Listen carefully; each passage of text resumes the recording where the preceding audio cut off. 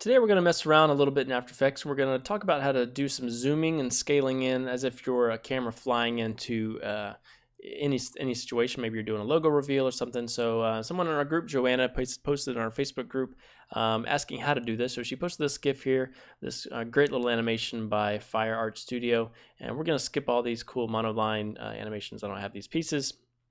We're really just going to talk about this moment where this flies into the to that little plus sign and reveals a new scene. So how can we do that and make it look nice and fluid? So let's jump into After Effects. So I'm going to do it in the sense that I'm making the logo reveal. So you can do this with anything. It could be any sort of image or whatever. So we're going to make a new composition.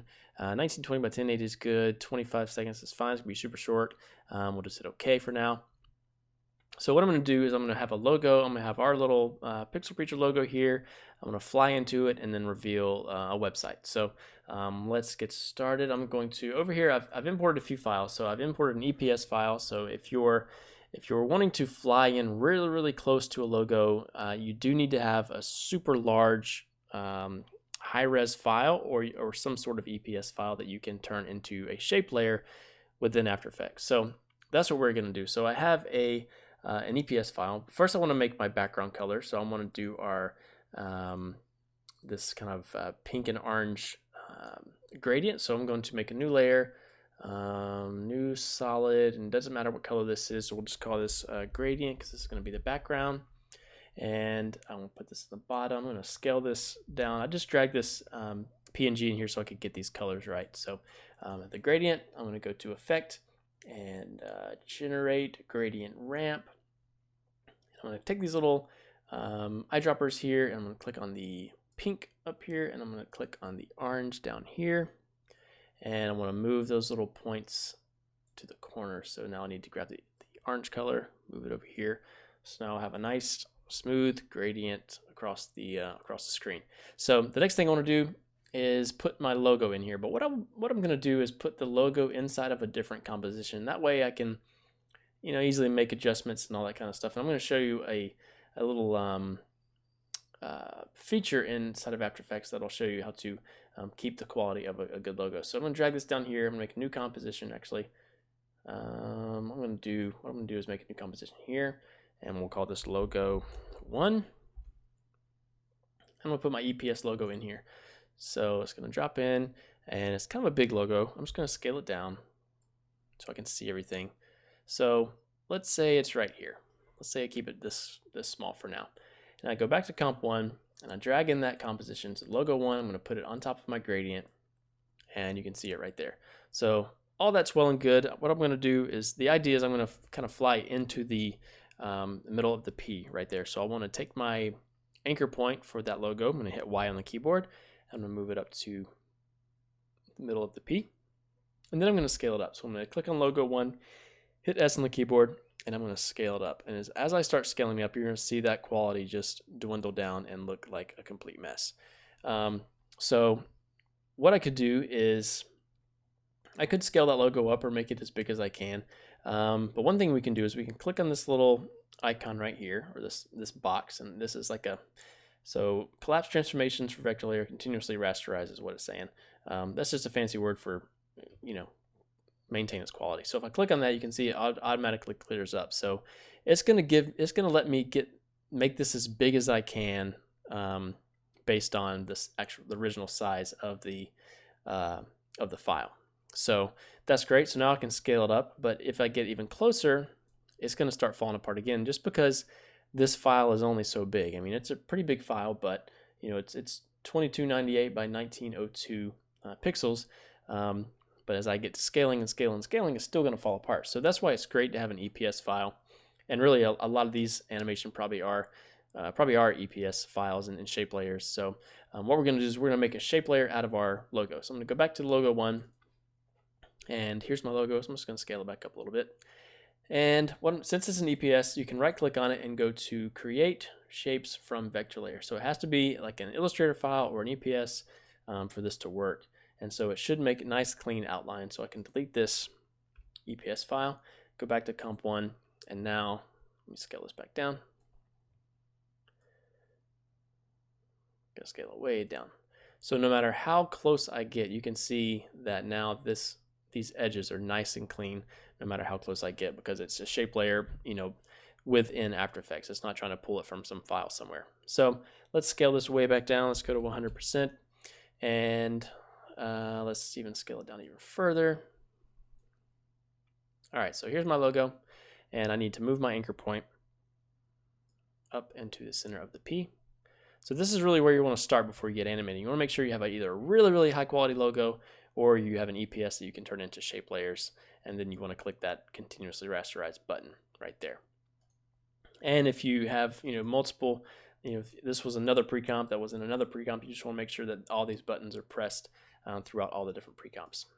Okay, so now we're set to do some animation. So before the tutorial, I did some tests thinking that maybe I could just have it scale up, and I even mentioned that maybe that's something you could do, was to scale up, just from without having to get into 3D, is just scale up your logo and it fly in. But I learned that it's really it really doesn't give you the same effect. So if I again, if I had my little cursor or my anchor point right there in the middle, like I was going to fly into that center of the P, and I move forward here, and then I just scale up a lot and get this out of the way.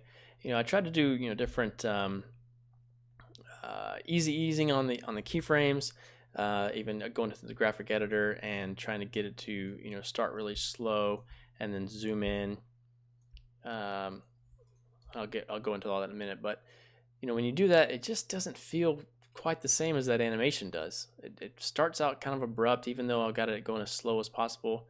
It just doesn't feel right. I think it's because you're going from 45 all the way up to 2000 in scale, so it's just going to act weird. So scrap that idea, and we're going to mess with making this a 3D layer, and you're going to get much better results. And I'll keep this on in here, and we'll do some side-by-side comparison. But what I'm going to do is I'm going to make another composition, right? So I'm going to duplicate comp 1, and so this is going to be my new 3D version. So I'm going to delete these keyframes here and put the scale back to like 45%.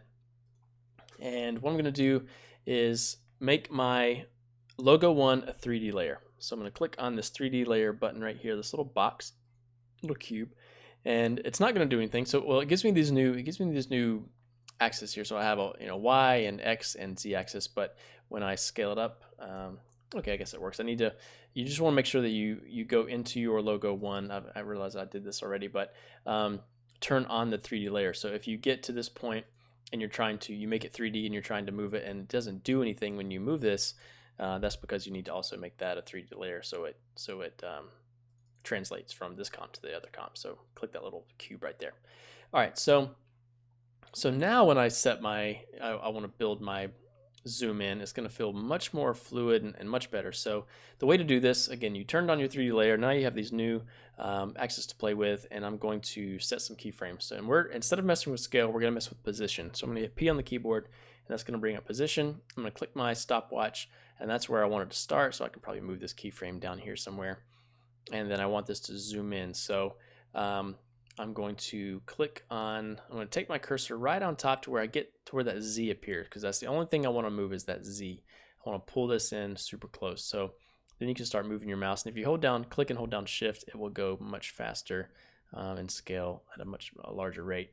So then I'm going to move this down a little bit. I'm just going to drag my logo. I'm trying to fill the frame with white.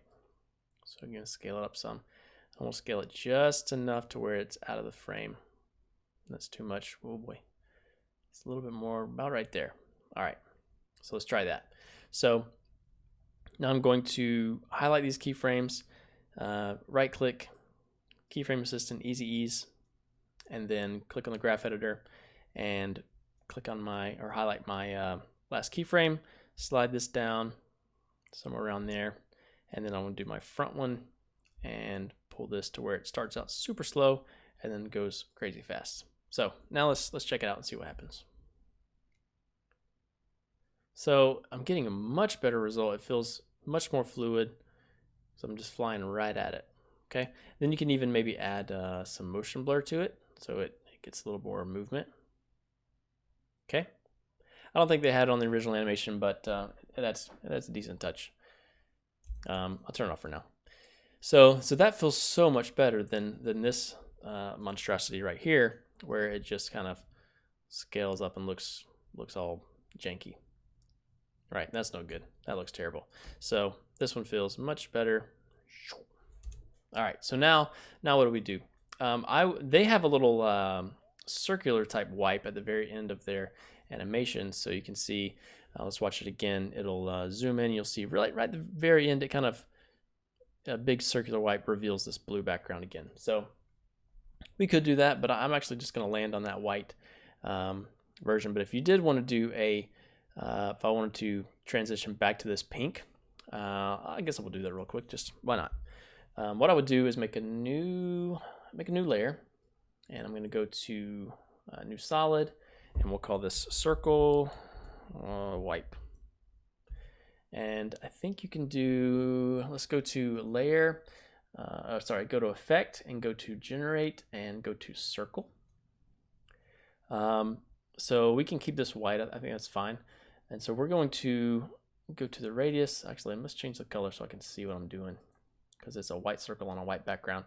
So basically, I just want to make this go from 0 to 100. Yeah, let's just do that. So 0, I'm going to set a keyframe. I'm going to hit U on the keyboard so I can see it. I'm going to move forward a little bit. It's going to be pretty quick. And then I'm going to push this all the way up to where my circle covers the frame here. I'm not sure how big it needs to be. Almost there. There we go. Okay, so there we go. And we could just do a little easy. It's going to be pretty fast, so it doesn't really matter. So now let's just play back and see what happens. This flies in, and my logo, my circle kind of opens up right there. Probably needs to go a lot faster than that. So what I'm going to use this for is just I'm going to use this as like a matte to reveal this gradient background again.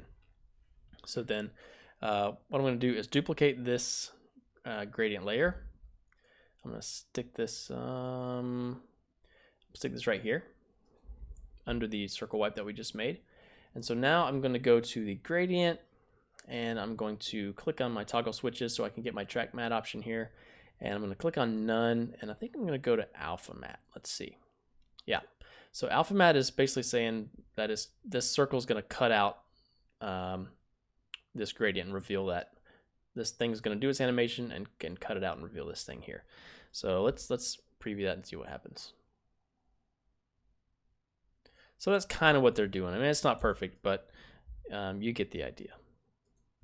So you could adjust those keyframes if you needed to go faster or whatever.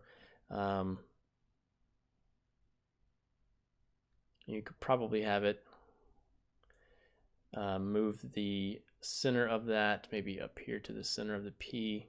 You know, I don't know.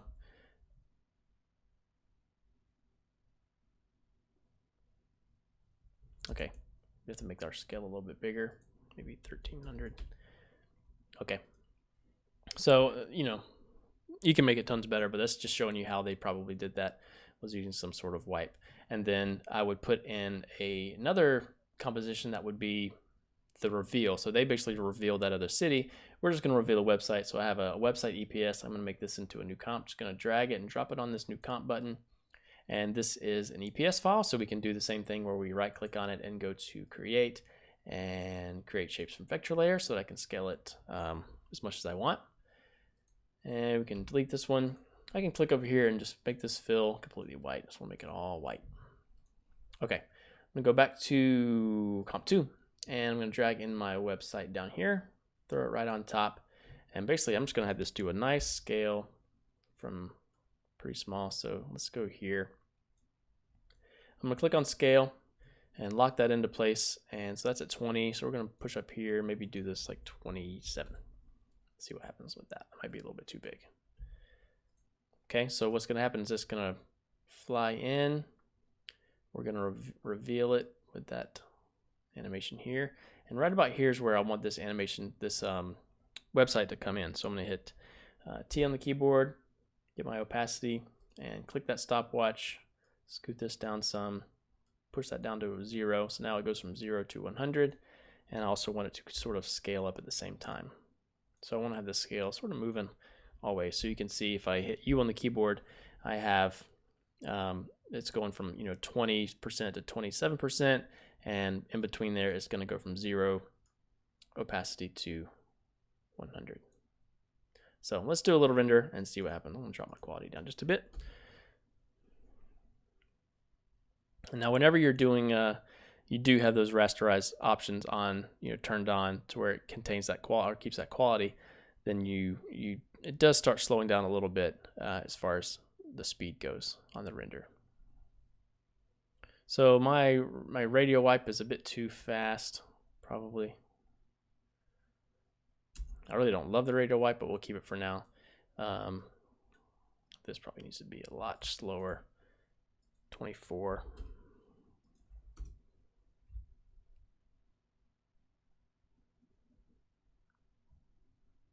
Yeah, the radio wipe doesn't feel great, but we'll keep it. I would probably stick with white and then have the logo or the scale animation be a bit different. So I want this scale to probably be moving already. It feels like it needs to be finishing. It's like it's almost attached to that main logo. It needs to feel like it's being pulled to a stop. So that's not too bad. I would probably highlight this and make the majority of the scale happen in the beginning, and then this just comes to a complete stop really slowly.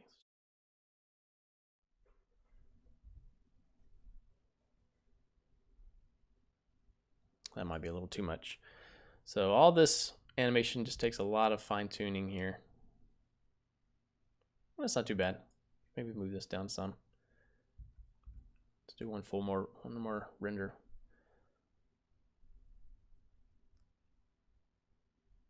Okay, let's take a look at that and see. Yeah, so that's pretty smooth. That's about what they did. So, yeah, I'm trying to think if there's anything else to cover on that one. I don't think so. I think that really about covers the gist of it. So it covers that circle transition, flying in. So yeah, we definitely learned to not just do a basic scale, but use the 3D layer. So turning that 3D on, you don't even have to mess with the camera, which is nice. And really, you don't. There's not a big reason you would need to, unless you need to get some depth of field or something like that, or maybe some lens distortion or whatever. But this definitely serves its purpose for what we're looking for. So I hope that helps. Hope you learned something, and enjoy. Leave some questions or comments in the post, and we will see you on the next one. Bye.